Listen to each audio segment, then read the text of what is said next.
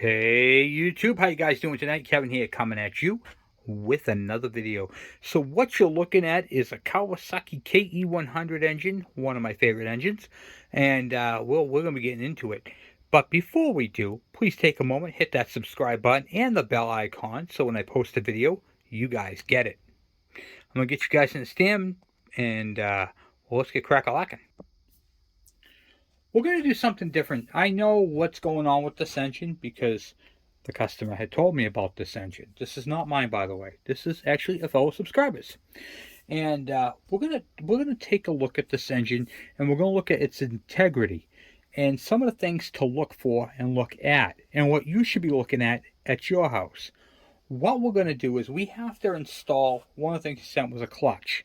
He wants to install a Barnett clutch and wants me to go through this engine, and he believes it needs some work done to it. So what we're gonna do is we're going to take apart a few things tonight and inspect it and take a look and see what we're dealing with. Also, he asked me to get one of these kits. This kit right here is for a Kawasaki KE100, and it changes all these screws over to Allen head.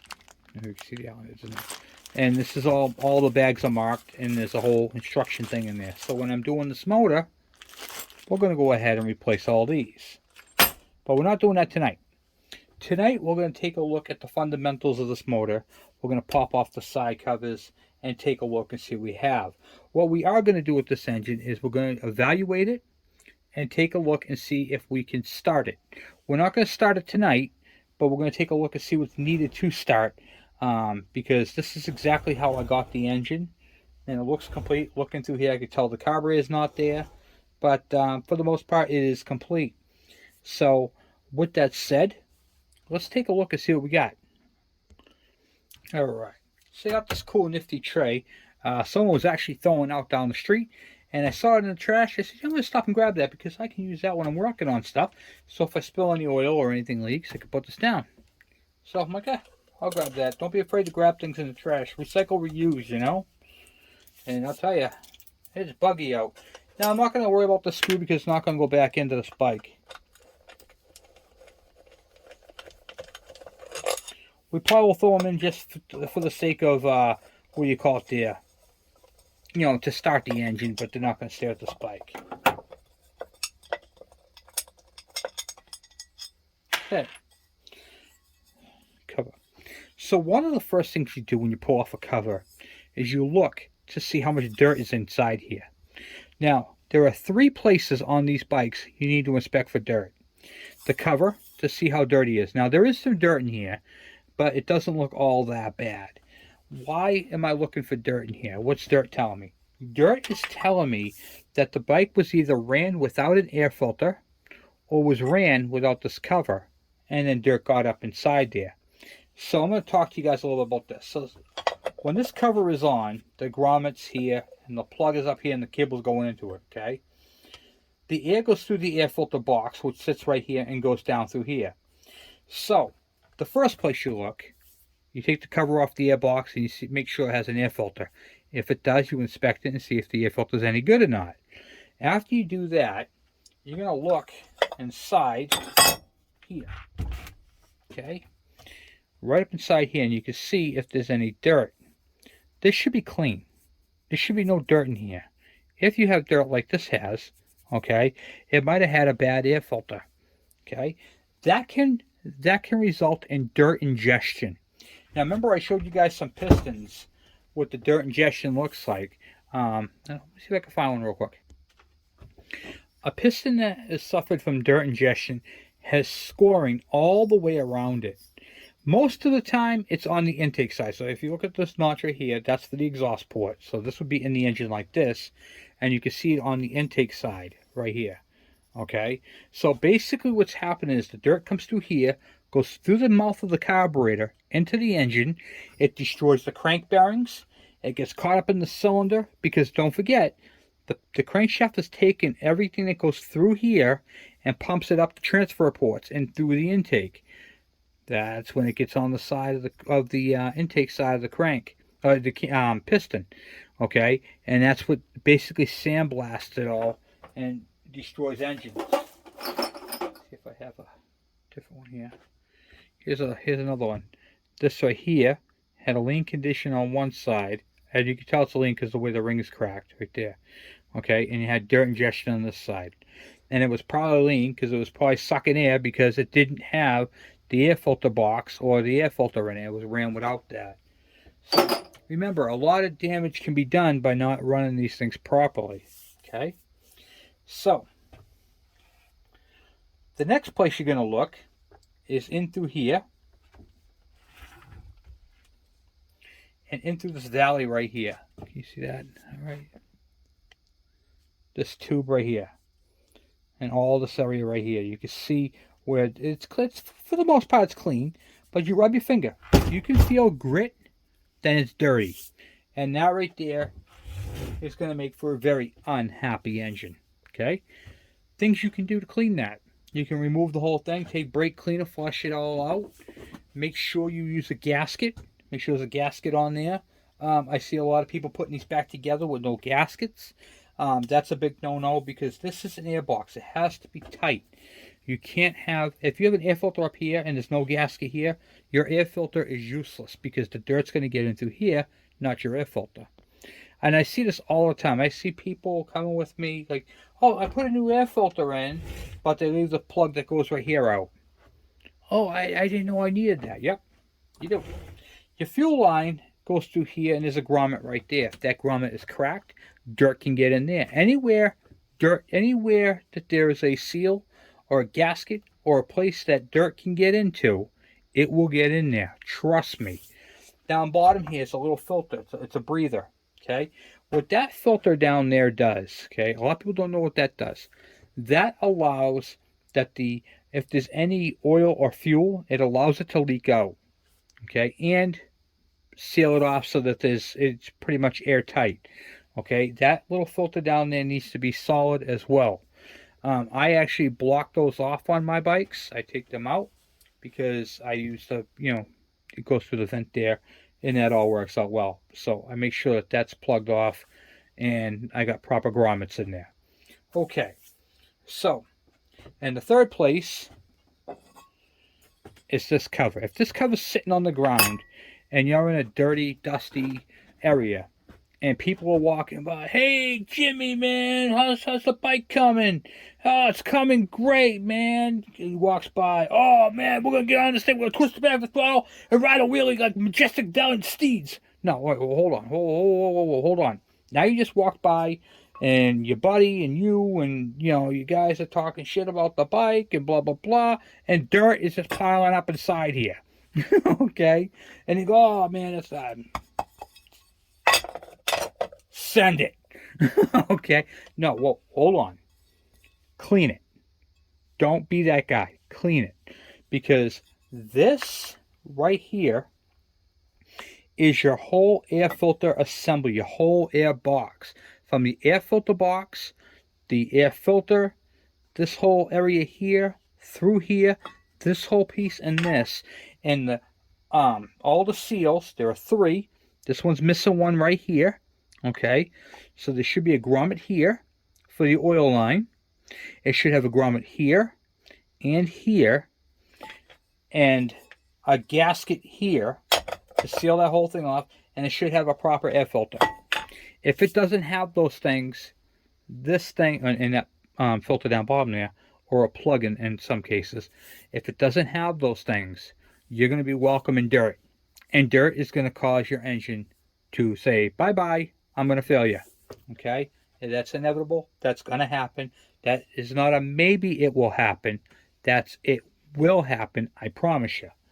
Okay? That is a death sentence to an engine. Dirt ingestion. It does a couple of things. It can cause a lean condition, which will quickly burn up the engine, which will cause scoring and detonation on the exhaust side, or it will cause dirt ingestion and a lean condition because it's sucking air and dirt, and it will ruin both sides of the piston, which is going to chew up that cylinder, and you're going to have yourself a major problem. Okay, so make sure that they are clean. And this is not just for this engine. This is for every single engine you're working on. Make sure that the air filter, if the carburetor bolts to the back of the head, you know which ones I'm talking about, like the MXs and all that. On the bikes would have the carburetor mounted right here. Okay, you want to make sure that the air filter is on and it is clean. Period. I mean, that's just if you have one of these and it has that big stupid cone filter thing I hate, okay, and it has one of those on there, you got to clean it. I mean, take the air filter off, clean it. Those filters let in a lot more water than a regular air filter, but yeah, those are junk. But make sure you keep your air box clean, and make sure on these KEs, KDs, KMs, KVs, all these bikes that are rotary valve, that you clean up in here, through here, this whole area, and of course your cover. And make sure that there are 3 grommets, 1, 2, and 3, and make sure your breather is in there and intact. Okay? Now, the reason why this is not a motocross bike, okay? There's one big reason why this is not a motocross bike, is that filter. If you go into heavy water, water is going to come up through the bottom of the motor. So this is not really an off-road motor. This is an enduro motor, which is mild trails and street use, mostly street use. It's basically, and I hate to say it like this, but it's more like a glorified scooter. Okay, that has the characteristics of a dirt bike. That doesn't mean you can't have fun with it. Just make sure you do it properly. You know, if you're going to take the bike strictly off-road, make sure you put the plug in the bottom there, not a filter. Okay? That's very important, because water will get up in there, and what does water have? Muddy water have? Dirt. What happens to dirt when it dries? It becomes dust. What happens when it comes dust? It goes in that intake and destroys your engine. Okay? So you gotta think like a scientist, like a what do you call it there? Like, oh my God, I can't believe it's gonna happen. Okay, so we now know that there was a little dirt ingestion on this, but that can easily be cleaned. It's not over the top. It's not bad. I actually have a bike of my own that was worse than this. Not worried about it. It's not that bad. Okay, because we're gonna run this on the engine stand. My engine stand that I have made. We're gonna run this before we tear into it. Okay, so now we have to identify what electrical system it has. Okay, so we have this plug right here. So we have 2 plugs. We have a blue plug and a white plug. This right here with the 2 yellow wires is your charging. And then you have your green, which is your neutral safety light, and your black, which is your ignition. Now what I'm going to do is I'm going to see how I'm going to hook this up to a coil. Well, what do I have for that? I have my handy dandy jumper. This allows me, I made this by the way, it has for the what do you call it there, the basically from the 1980 all the way up to the 96, that has these 2 white plugs. This is the one that will hook into the ignition one, but on this one, this is from 1996 to 2001 CDI. So I have this connector right here, and then this end I will grab my test coil. I'll throw an end on it so we can see a spark. I have a spark boot that lights up. We check the spark, and then this right here will plug into here, and then this bike will have spark. That's it. That's a bypass. A bypass harness that I made. So one of my cool tools that I make, that I keep in my arsenal of tools, so I can do all these. And then this one right here, you're probably saying, what the heck is that thing for? Because that is the same end as on here. This is an adapter I made for the spaghetti harnesses. Now I can plug that into the black wire on the spaghetti harnesses and do the 70s bikes. So all the 70s KEs and all that I can do with this. This is a tool I made. Okay, so with that said, I figured I'd show you that. Okay, so now we know that, but let's take a look. Let's make sure that the flywheel is on there and all that type of stuff, because don't ever assume anything. When you get a motor, when you get a bike and you see the covers on, oh, and the pigtails coming out, okay, that's great. But maybe they took the flywheel off. Why? Who knows? If it's an older bike, they probably took it off to try to fix the points. They could have boogered up the crankshaft, or the bolt might be loose.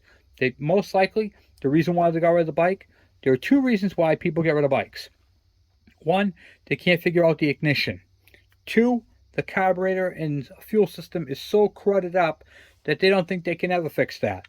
Okay, they open up the tank's all rusted, the carburetor looks all white and gummy. Guess what? It's going on marketplace. I'm done with it. And that's when you and I get it. You guys watch my videos, I talk you through it, and we show you how to fix them.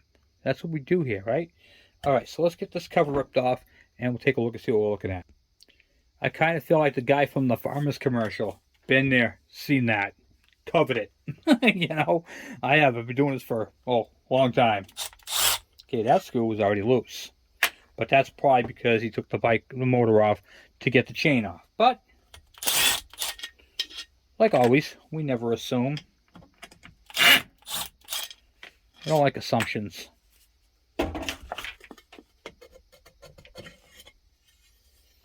Okay, right off the bat, do you guys see anything? I'll give you guys a second. Okay, so if you said that there is no gasket, you would be correct. There is remnants of one, but no gasket. What does that mean? What happens with that? When you have no gasket, water can get in. Yep, here's that old water trick. Kevin, you're talking about water again. Water going through potholes or muddy puddles, or just water in puddles in general. Water can get in. This is a CDI bike. It's really not going to affect it. It could corrode the grounds and cause it to stop charging or sparking, but it's not going to, what do you call it there? It's not going to cause any major thing with this. If this was a points bike, well, now you're talking a whole different story. Because guess what would happen if you didn't have the gasket in there? Well, let's go down that road. Let's talk about that for a minute. Okay, so say you have a points style ignition. Now what happens, do you see that rust right there? See if I can pull this up for you. You see that rust?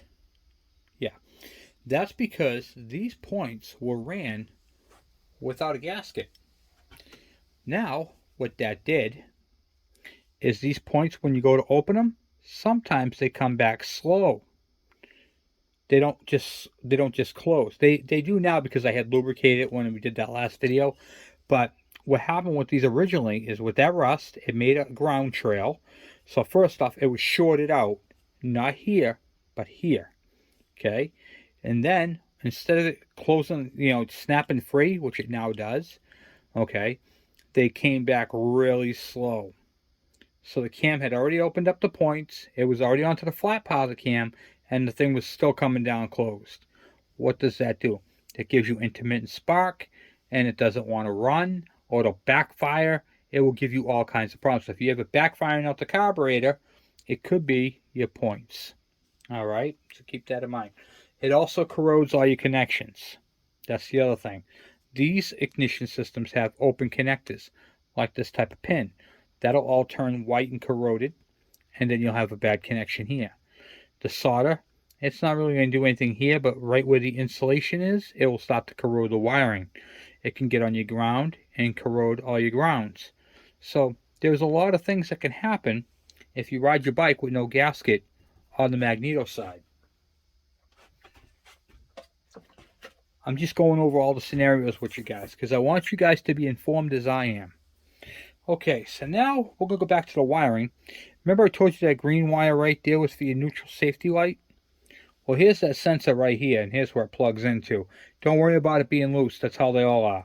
Okay, you just have to tighten them up. So what you're going to do with that when you get them loose, so just take a small pair of pliers, crimp it down a little bit,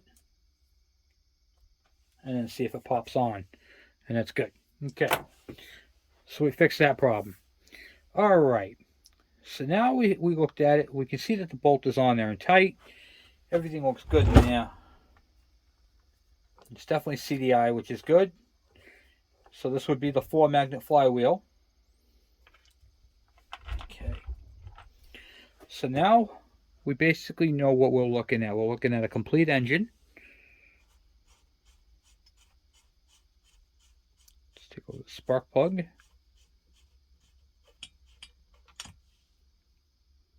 Incorrect spark plug.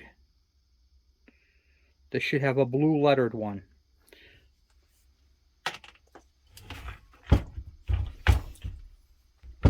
Look up inside here.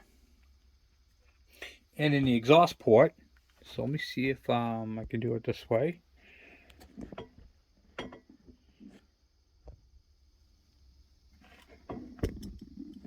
Okay.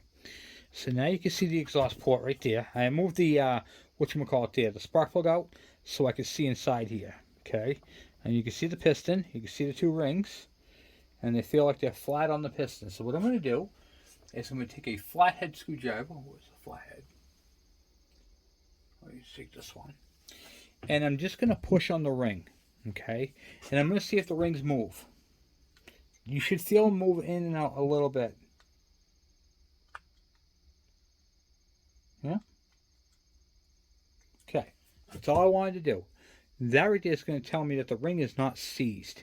Now, I'm going to rotate the thing and see if I see any scoring on the exhaust side. Okay, there's a little bit, but nothing. Oh, no, that's a dirt mark. Okay. Okay, so the piston skirt looks fine. Now what we're going to do, we can't see the intake on this one. If it had the intake on the back side of the cylinder, then what I would do is I remove the reed valves and the carburetor and take a look in and see if we can see the intake side. I'm not really worried about that at the moment. Okay, so now on the bench, we'll see if I can. Okay, I can turn the engine over with the Kickstarter. Sometimes you can, sometimes you can't. Sometimes it's so hard that, if there's like an internal problem or something, you can't do it on the bench. I'm not going to be able to get a full kick out of this, so it's going to take a while to do it this way, but I'm going to throw a compression gauge on there anyway and see if I get pretty close to my 120. If I'm within the ballpark of 120, say I hit 100, I'm gonna be like, okay, most likely it's going to hit 120 because it's a bench test, and I can't kick the bike over. But if I do hit the 120 mark, I'm going to be okay. I'm going to be happy. Out of Snap-on, Mac, Matco, Cole, what do you call it there? Just all the big major tool brands. This is a Craftsman, and this one is literally my favorite compression gauge. Okay, out of all of them, and it literally has everything I need, all in one.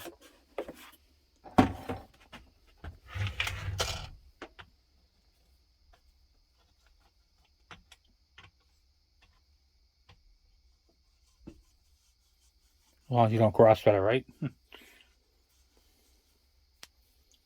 Okay. Setting the 0 mark right there in the window for 0. I'm going to set that off to the side. And then what I'm going to do is I'm going to manually kick this thing over and see if I can even do it. Sometimes, like I said, you can't because the compression is too high and it won't allow you to.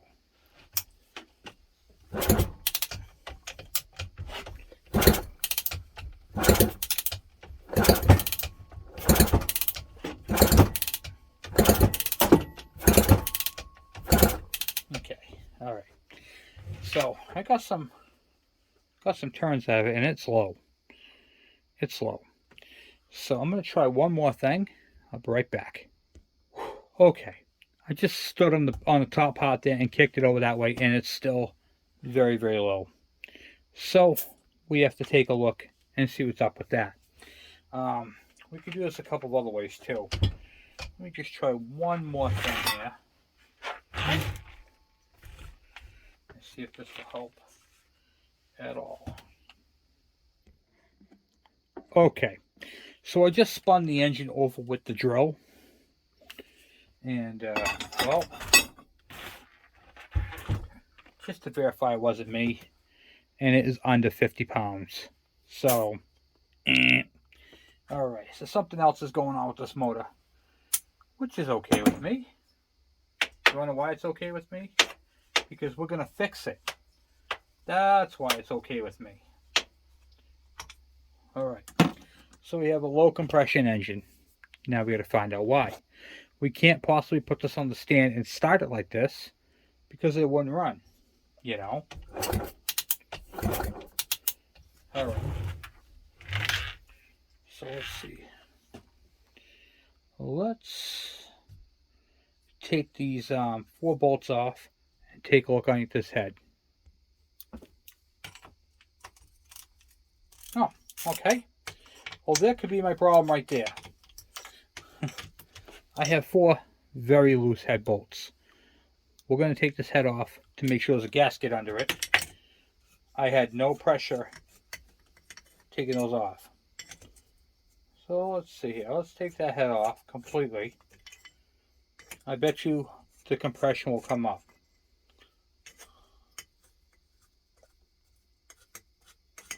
Those were so loose. I had no... Oh, yeah. Okay. Nice and clean in there. Head gasket's on correctly. And all the oil around it was being squished out. I'm going to rotate this back. I'm going to take a look at the cylinder. This cylinder is perfect. Okay. Alright. Now what we're going to do is we're going to wipe this up, put the head gasket and head back on, and we're going to try torquing it and see if we get a better result.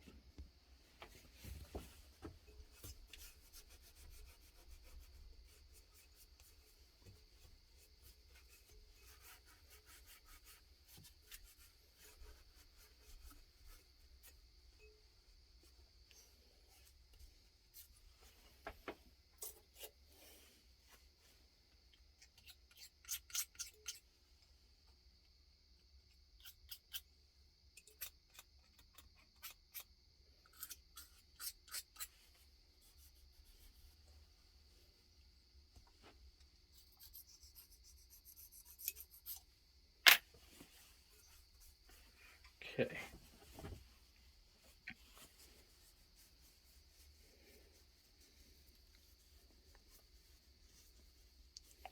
Head gasket doesn't look bad. There looks like a spot right there where it had some, doesn't look bad at all.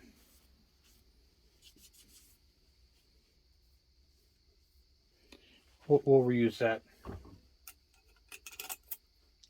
That's the incorrect way of putting that head on there, the head gasket. I want to show you this. Pull it up. Just because it fits, don't make it right. See right here, where you can see the cylinder, and you can up top. Well, right here is a lip. If you rotate this 180 degrees, you set it back on there. Now the head gasket is the diameter of the cylinder, and it's the way it goes. It's perfect. All right, now I'm going to clean up the head.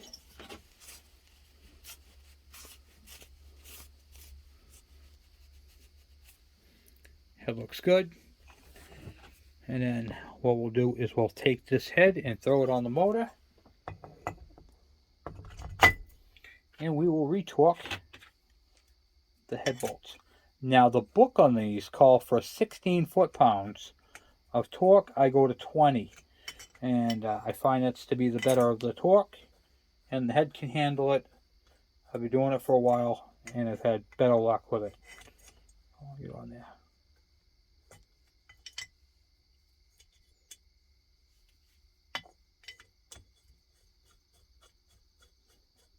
When you tighten up these heads, you go in a cross pattern, like you'd be putting a tire on a car.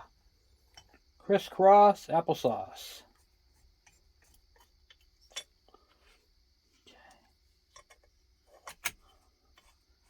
Judging by the condition of that cylinder,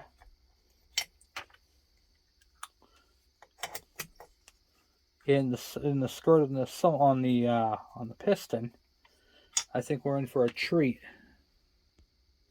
I'm going to use my old Craftsman torque wrench. I've got a bunch of them. I got the $500, what do you call it, the snap-on one. But you don't really need to go that route.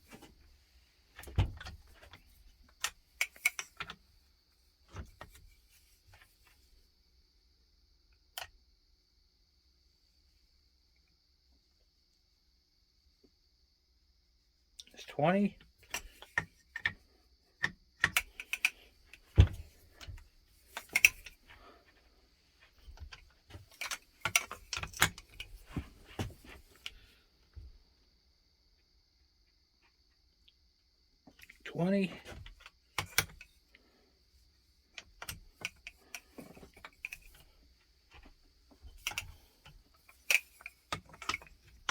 Can actually feel 20, but I'm using my torque wrench for the video. Doing this for so long, you get to the point where you've been doing it for so long, you just know what 20 is, you know.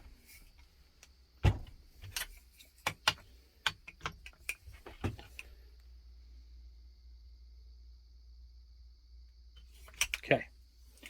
All right. So now the head is tightened. Let's recheck that compression.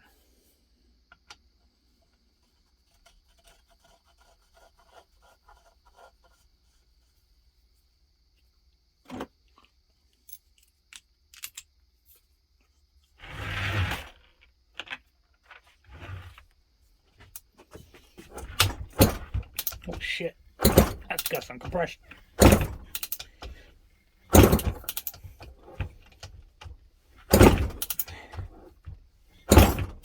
It's like putting a pull starter on a diesel. Whew. Okay. Yeah, we're good. And I still have, I bet you it can go more. Okay. Compression's restored. Oh.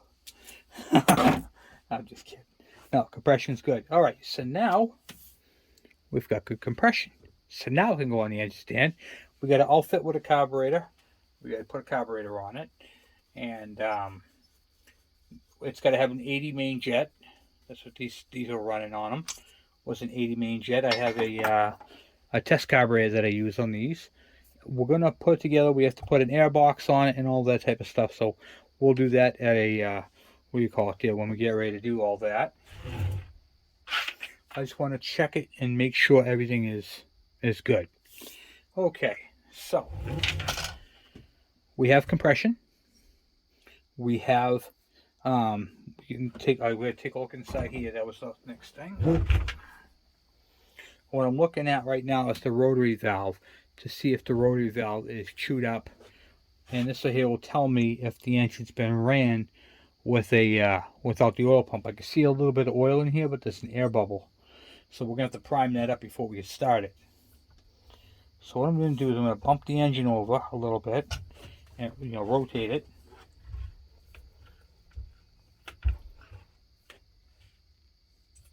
The rotary valve has a few markings on it. How would I put it? They're not wear marks. They're just from the rotary valve sitting in one spot for a while. And everything looks good inside. There's no rust. This engine is in really good shape. Really good shape. So there's no rust. It's in really good shape. So I think that this engine right here is going to be a great candidate to run just fine. So we're going to get this thing mounted on the stand and get it hooked up, get it to where it's set up. And let's take a look. What's this on here?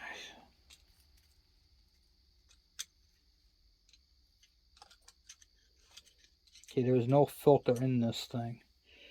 And there's some type of debris on there. Can't tell what that is.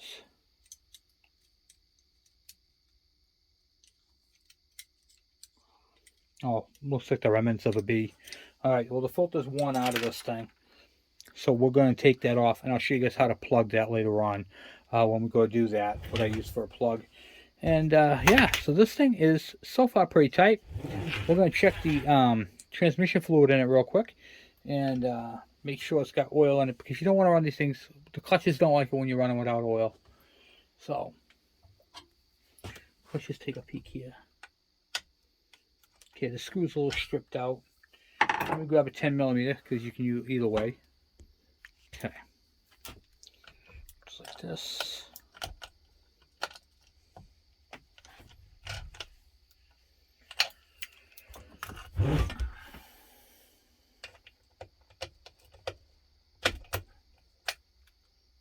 Okay.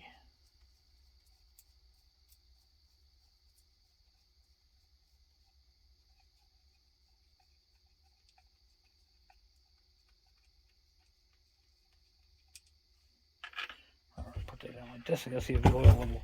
So right now, when I'm checking the oil level on a bench, this is going to be inaccurate because this thing is going down.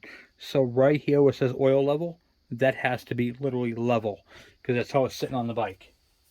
Because right now the oil is down this way.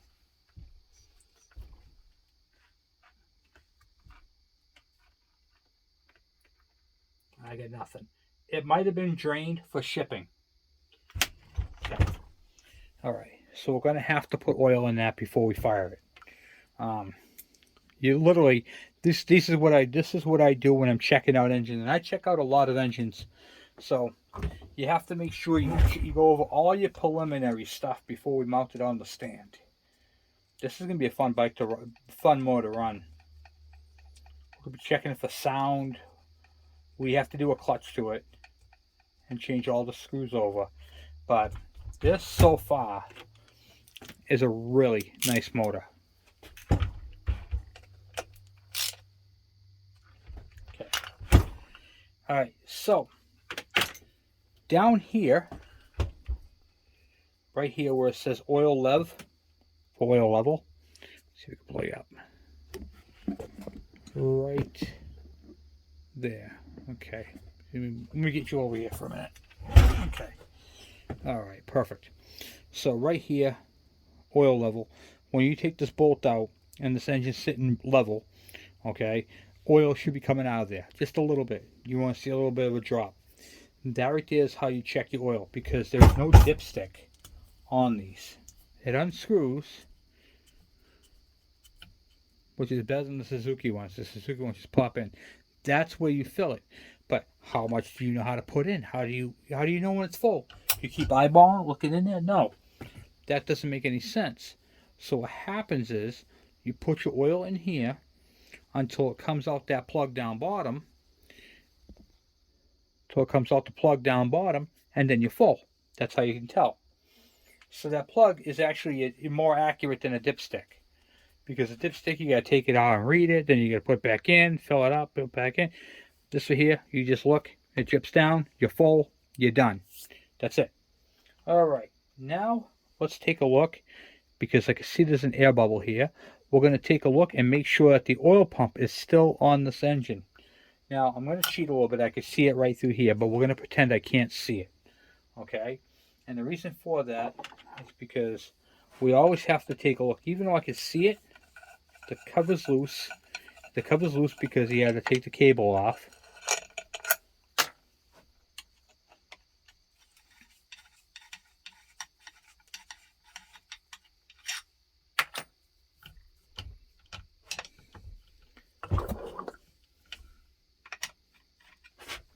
They changed that one out to an Allen head.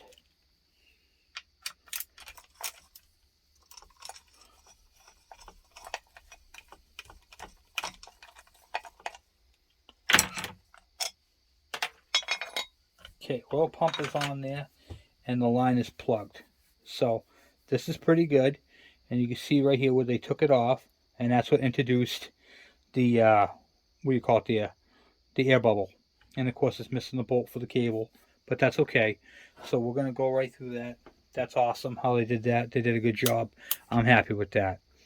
So we're going to bleed out the oil. I mean, when we hook this up, we're going to be running it with the oil pump, not premix, because we don't want to do that. We want this motor to run the exact way it is.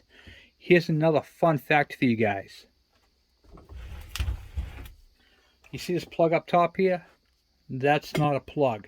So if you have an early model KE100, that has the neutral all the way down and then 1, 2, 3, 4, 5 up, you will not have this plug. This plug is for your detent for your first is down, then up is neutral, and then 2, 3, 4, 5. You'll have a plug. But if this was an earlier bike where it didn't have that from like the early 70s, that will be gone. It'll be nice and smooth there. So it's pretty neat. And another fun fact is over in the other countries like Pakistan and what do you call it, UK and stuff like that, where they have tachometers.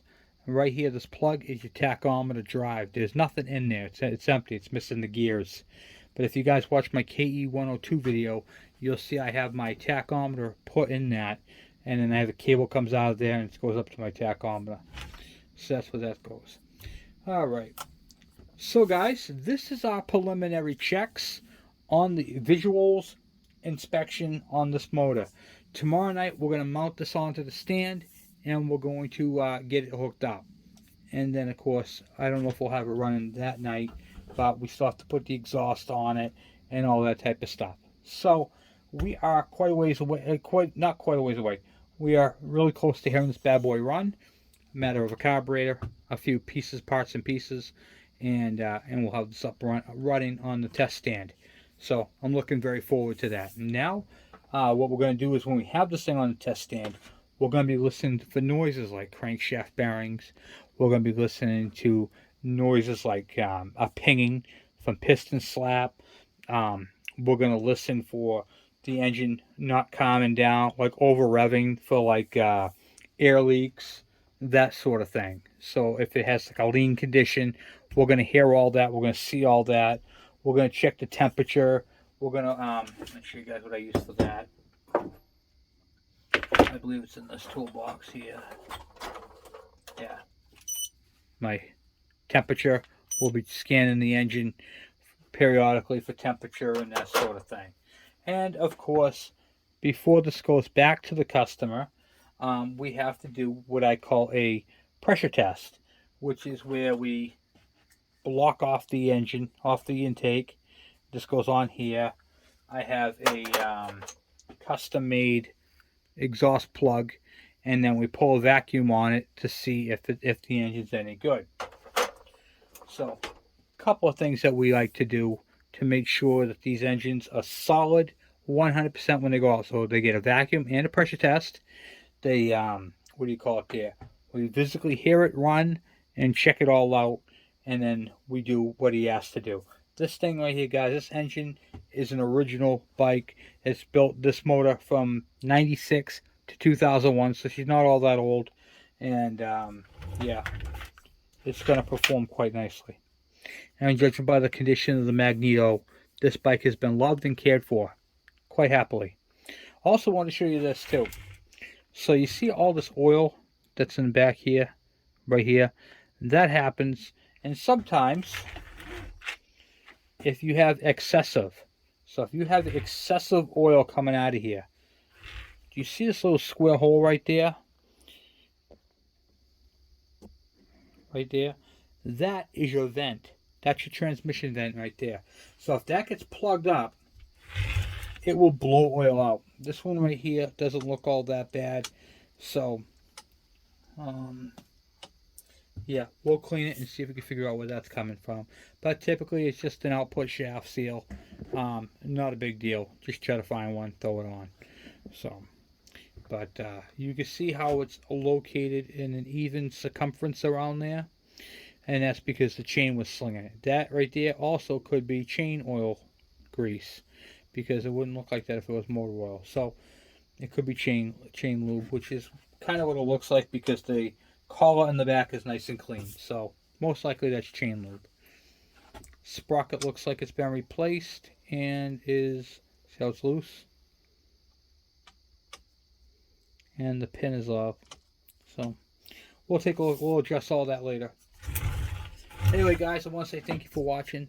Thank you for subscribing. And thank you for hanging out with me. Hopefully you guys learned something a little bit about the integrity of these motors and what to look for. It is very, very important that you make sure that your engine is clean.